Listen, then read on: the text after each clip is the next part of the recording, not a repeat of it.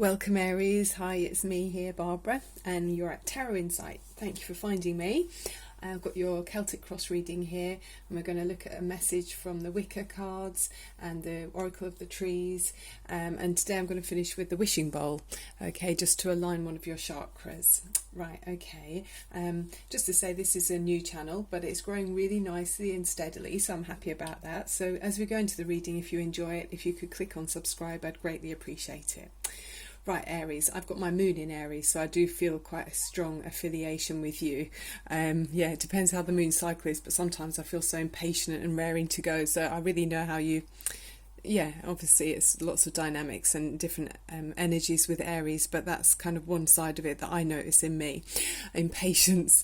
But anyway, your current situation is the Two of Swords, so you're feeling a little bit undecided about a situation, with it coming in right next to the Three of Cups. I'm thinking you're undecided about how to move forward with a relationship or a friendship, something to do with someone else around you or people around you. Maybe you're undecided about how you feel about somebody. Maybe you're yeah, you're just feeling like you need to step back. I mean, you know, you can see she's got the blindfold on. There's two swords that are not active here. They're just being laid. I mean, although you're a fire sign, I often see you as being quite like air sign. You know, it's quite moving quickly, passionate and straightforward. But here, yeah, unlike you, Aries, with the blindfold on, it's not like you to be like that, or it's not natural. It probably won't feel natural to you.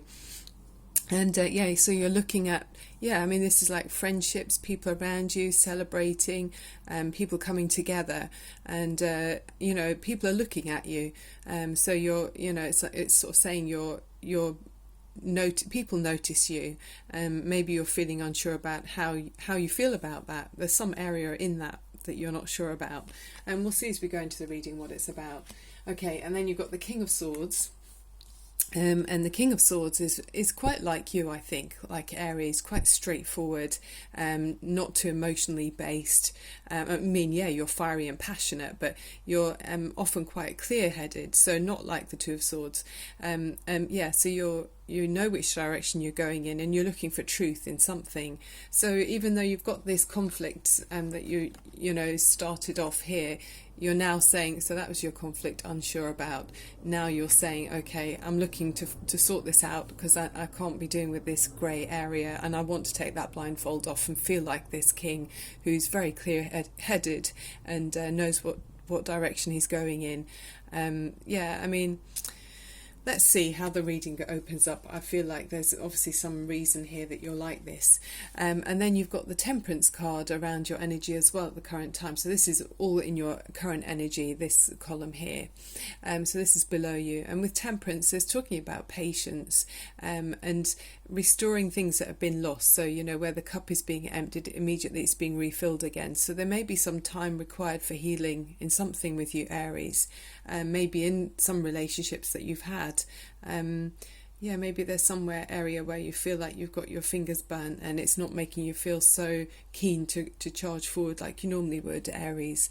So yeah, you're stepping back and taking some time and being patient really with yourself, I think. Yeah, I can see that through the reading. There's another side that's saying that too. You're definitely requiring to take stock for yourself in some way and being very balanced with one foot on the ground, one foot in the water. And I always remember it's the Archangel Michael's around you at that time, so it's quite protective and healing energy with the Temperance card. So maybe that's why you're feeling unsure about how to step forward and not wanting to make a decision about something. Unusually, I've got two cards here, and this is your recent past, so the sort of what's led up to this point really card. So it's unusual you've got two together here, but they came out. So you've got the Tower card and the Ace of Rods. So with the Tower card, that's very much you know, a dramatic change coming into your life. It's a major arcana, so it's quite a strong message. So you're wanting to, or there was a close shave in something, or it has actually happened where something's completely changed the way it was. So there was a big, I might put that side, you can see it's quite dark. Yeah, there you go. Yeah, it's where there's been warning signals and signs about something needing to change and something not being very comfortable. It actually came in quite powerfully from the universe, so it forced a change in some way in the recent past for you. It can be to do with a passion that you had. So with the Ace Ace of Rods right next to it. There was something that you felt passionate about, and you were very enthusiastic. It could have been in a relationship or in a work position. I mean, it could be a lustful energy as well. Maybe you felt towards someone, but then it kind of, this Tower moment came in and completely changed it. So it wasn't going the way you thought it was. And that's maybe why you're seeing this kind of area of uncertainty and needing to take stock. Okay. And then you've got, as you go forward, you're the King of Cups. This is how you move forward, and this is a really lovely energy to be in. So even though you're a fire sign, Aries, you could have a strong Cancer or Pisces rising in your chart, or you might be looking at someone who's Cancer or Pisces. But this energy around you anyway, even if it's you or someone else, regardless, it's so positive and loving and open and very demonstrative as well with the King. So, you know, they're up front, people can see you. So you've got this huge cup here of emotion. You're someone who cares about other people. You know, you want to make sure everyone's okay. A very warm and open with your emotions type card, feeling with this card. Yeah, so if people need to talk about any issues, I mean, you're like a natural counsellor. They'll come to you and be able to open up and feel safe, that you're a safe harbour, that they can share their feelings and they trust you. You know, you're known to be someone who's capable of dealing with difficulties. Yeah, you know, you'll be able to offer sound advice. Very nice energy there.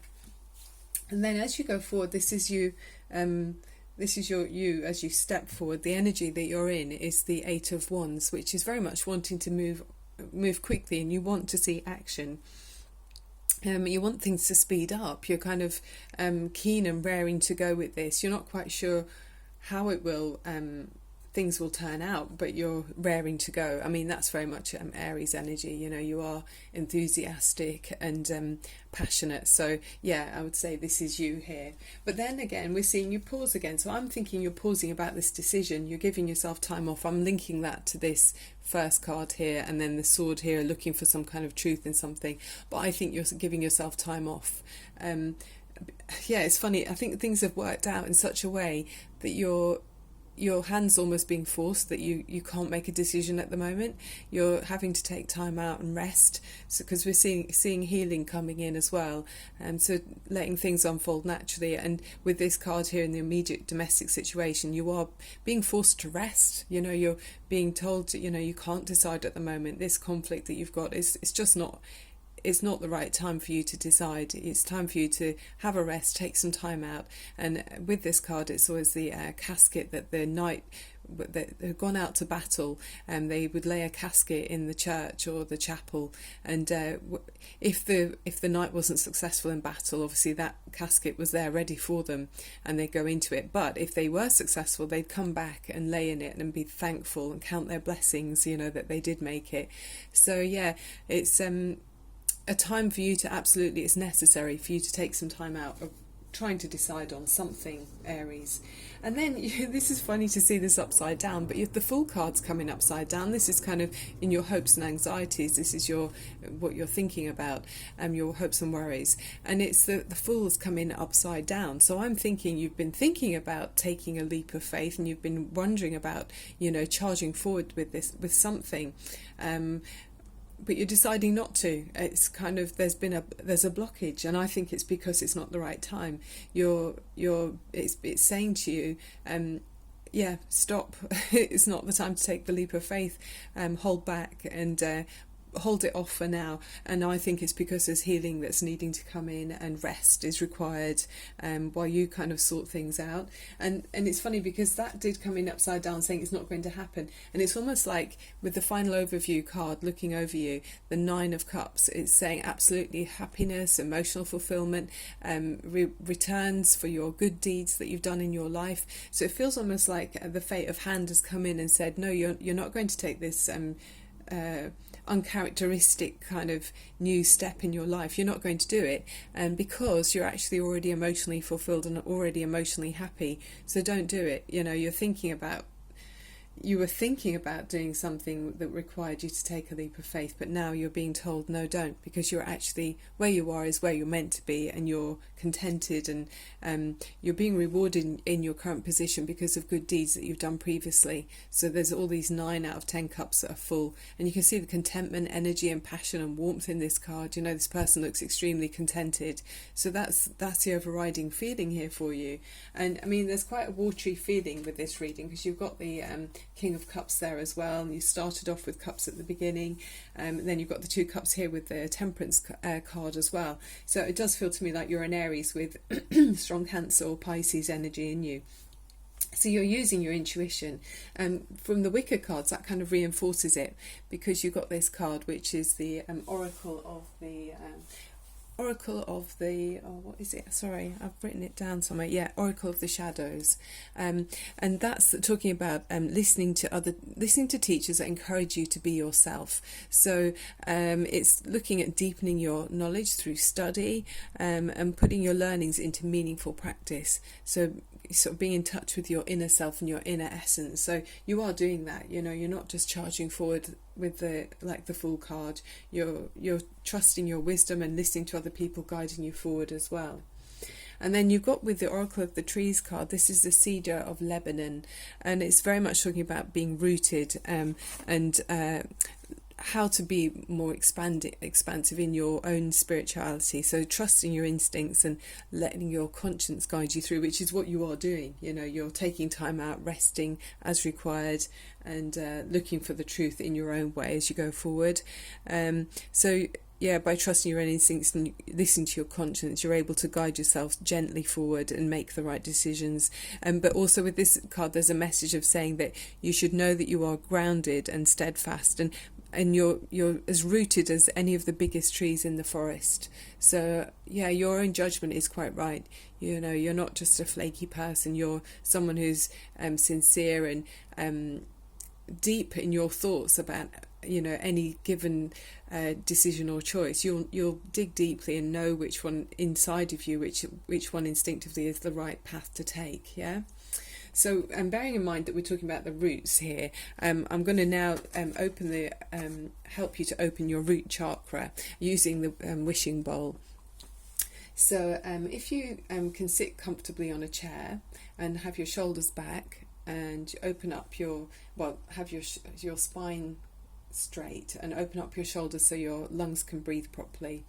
And then we're thinking of the colour red, and that's sort of your root chakra is at the base of the spine. So if you just gently tap yourself there, if anyone's watching they'll think you're crazy, but you know, hopefully you're sitting at home quietly somewhere safe, you know, you're not driving, so you just gently I'm putting my own hand on just gently put the hand on the base of the spine, so you're opening up that chakra, the root chakra.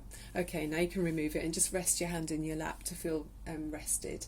And so this chakra is to help you feel grounded, and it gives you confidence that your needs are going to be met and the resources for survival are available, and it helps your career and money mindset. Okay, so you're feeling rooted and connected to source energy, which is all about, you know, spiritual growth as well, and it's very helpful.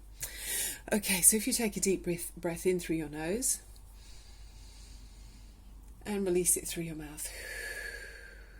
Okay, we'll do one more of those, and then we'll open the chakra with the wishing bowl. Okay, and release it too. Gorgeous. Okay, right. Let's feel connected to source energy.